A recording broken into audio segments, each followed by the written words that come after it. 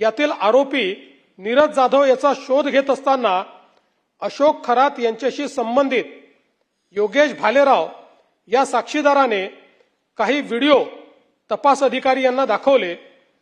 त्यात व्हिडिओमध्ये एकूण 8 महिलांचे 35 व्हिडिओ असल्याचे समोर आले। सदर व्हिडिओमध्ये असलेल्या व्हिडिओत अशोक खरात याने भोंदूगिरी व जादूटोणा तंत्रमंत्र वापरून अनेक महिलांशी बलात्कार व अश्लील चाळे केले असल्याचे दिसून आले। आरोपी म्हणजे अशोक खरात हा देश सोडून पळून जाण्याची शक्यता होती। तो पळून गेला असता तर त्याला शोधणे जिकरीचे ठरले असते। त्यामुळे पोलिसांनी त्याचा लुकआउट सर्क्युलर जारी करण्याबाबत अहवाल एअरपोर्ट अथॉरिटी यांना 10/3/2026 रोजी सादर केला व एअरपोर्ट अथॉरिटीने तात्काळ त्यास परदेश गमनासाठी बंदी घातली। वावी पोलीस स्टेशन व शिर्डी पोलीस स्टेशन येथील गुन्ह्याच्या तपासात समोर आलेली गंभीर बाब गुन्ह्याचे गांभीर्य लक्षात घेऊन वावी व शिर्डी पोलीस स्टेशन येथील दोन्ही गुन्ह्यांचा तपास करण्यासाठी 13/3/2026 रोजी विशेष तपास पथक SITची स्थापना विशेष पोलीस महानिरीक्षक कायदा व सुव्यवस्था यांच्या आदेशान्वये करून दोन्ही तपास SITकडे वर्ग करण्यात आले। तसेच आरोपी अशोक खरात यांचे श्री शिवनिका संस्थान मिरगाव तालुका सिन्नर जिल्हा नाशिक मधील कार्यकारी संचालक मंडळाची सखोल चौकशी करण्यात येत आहे। आता आपण डिलीटेड डेटा पण या ठिकाणी संपूर्ण काढतोय। त्यामुळे डिलीटेड डेटामध्ये कोणाचा संपर्क होता का, कोणी व्यवहार केला आहे का, कोणी मेसेजेस केले आहे का, या गोष्टीत जो कोणी असेल त्या प्रत्येकाची याच्यामध्ये चौकशी केली जाईल। लोकांना पैसे परत कधी मिळतील ज्यावेळेस त्या प्रॉपर्टीज ॲब्सोल्यूट होऊन त्याची परवानगी विक्रीची आपल्याला मिळेल। त्या प्रोसेसमध्ये 6-6, 7-7 वर्ष जातात आणि म्हणून आम्ही हा निर्णय घेतला आहे की कायद्यामध्ये बदल करून कायद्यानुसार न्यायालयावर 6 महिन्यात या ॲब्सोल्यूट करण्याचं बंधन आम्ही टाकणार आहोत। खरं तर उद्धवजींचा जो काही स्वभाव आहे, त्यांचं जे व्यक्तिमत्व आहे,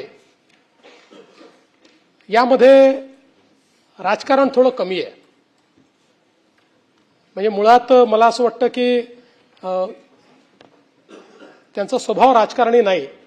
अर्थात माझा आणि त्यांचे अधिक जवळीक ही 2010 नंतर आली आणि 14 नंतर अधिक आली। पण मला असं वाटतं की या सगळ्या याच्यात एक मैत्रीची भावना ही निश्चितपणे आमच्यामध्ये त्या काळामध्ये तयार झाली आणि मी असं म्हणणार नाही की आज ती नाही, पण शेवटी त्यांच्या राजकीय भूमिका आहेत, आमच्या राजकीय भूमिका आहेत। त्यामुळे आता त्या राजकीय भूमिका वेगळ्या झाल्या।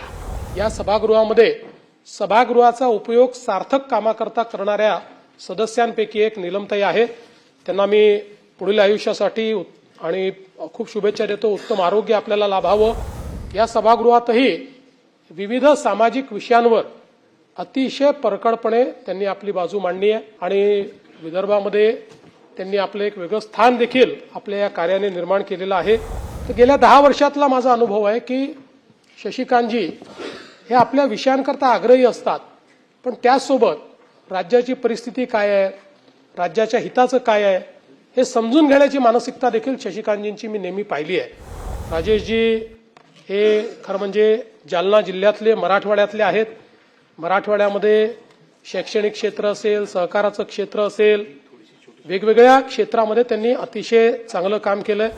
संजय केणेकर एक अतिशय धडपडणारं व्यक्तिमत्व म्हणून मी त्यांच्याकडे पाहतो।